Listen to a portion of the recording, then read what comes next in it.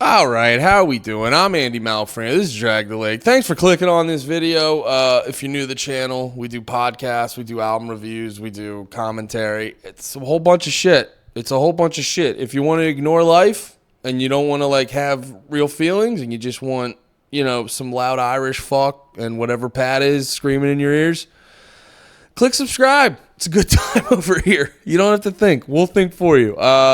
But yeah, so this video right here, we're going to do a quick little album review for the new release Blue Hour by Real Friends. I've been listening to Real Friends for a while now, sort of on and off. Not like with any hardcore consistency, but I always take the time every couple months, pop back into Real Friends. They're a very fun band. They have, they have that super petty, melancholy, emo type of song lyrics that a lot of people in my age range came to love in high school, but at the same time, musically speaking, they're just at a higher tier. Like, I was looking on their page. They get a good amount of listens. 500,000 a month ain't nothing to fucking... Ain't nothing to be discouraged about. But at the same time, I do think in the broader conversation, I don't know if Real Friends get enough respect because melody-wise, songwriting-wise, they're a really strong band, and I don't know if I hear enough people talking about them. But right here, I want to do a quick little review for Blue Hour. I just listened to it. I just recorded a full album reaction.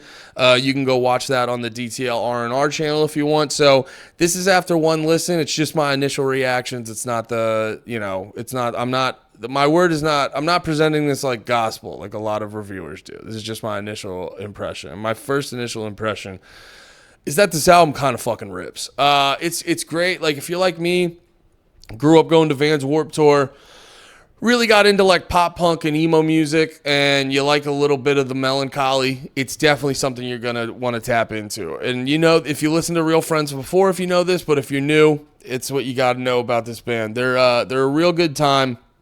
They're really strong songwriters. Like, they take a genre that is normally...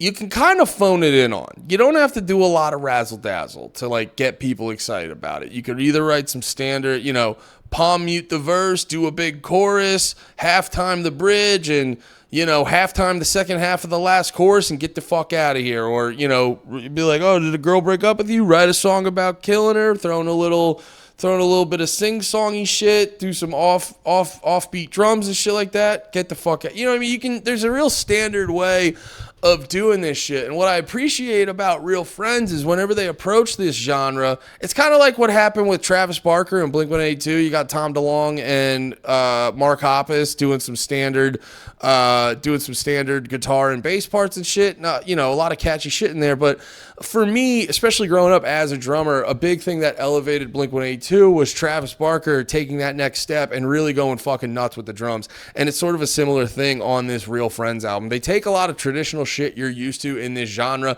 and then they do little things here and there to sort of elevate it and keep you guessing. And they'll hit you with certain things that you're used to, and then next thing you realize, you're like, oh, this song's going in a whole different direction. And it's that from start to finish on this album. I don't know if this album's for everyone. Like if you're coming from, I don't know, you're listening to hardcore or deathcore. Actually, with hardcore, that was a subtle thing I noticed. There were little parts here and there that like reminded me of hardcore bands with just the style of playing and shit like that. There was literally a song, there was like a interlude type song towards the end of the album called, what was it called? Orange and Red. It was like an interlude type song, and on the full album reaction, I literally was saying, I was like, this reminds me of a Harm's Way song, which is like a weird thing I completely did not expect saying in that review. Like, I could put $1,000 down being like, I will not compare this album to Harm's Way, and then I would lose my $1,000 because I ended up comparing this album to Harm's Way. That's not to say the whole album sounds like Harm's Way. It's just that one song reminded me. So, and it does that throughout the album. There's a lot of stuff.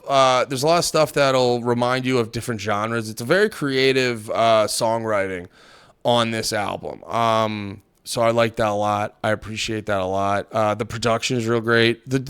As a drummer, the drums really stuck out to me.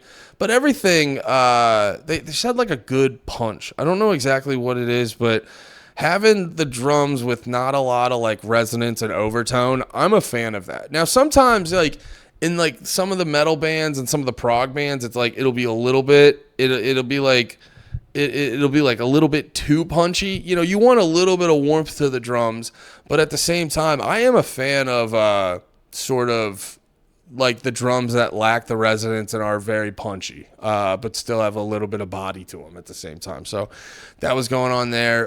From a songwriting standpoint, it was very cool. A lot of the songs stuck to this general format. I talked about it a bunch in the previous review, but they stuck to this general format where the guitars aren't necessarily hitting you with like the lead lines of the melody and stuff like that, but they're definitely hitting you with this overall general good solid ambiance, and then the vocals come in and add a lot of the lead lines and give you the melody and the real memorable parts. It's the whole band that creates a strong foundation for this, and then the lead singer comes in and creates these many memorable moments. I don't know if I said this before, but the album has a lot of personality. I always talk about the pacing of the album. The pacing of the album is really good.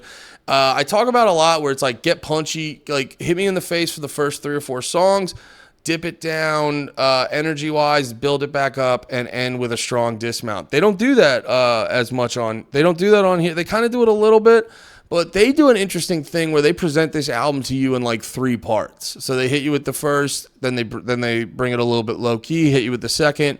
They go low key on that orange and red song, and then at the very end of it, hit you strong on the second half, and then they end out with a big burst of energy and then a good solid like acoustic dismount at the very end. So it's not, you know, they're not reinventing the wheel, but they are hitting you with it. It almost comes off as like a 3-part act rather than, you know, because a lot of albums sort of follow the movie structure where, you know, we establish what's going on, we have a lot of fun in the beginning, then the main character does something to fuck things up, and then we're sad for a little bit, and then there's this opportunity presented us to create like a bit of a redemption story, and then everything's all good and said and done at the end.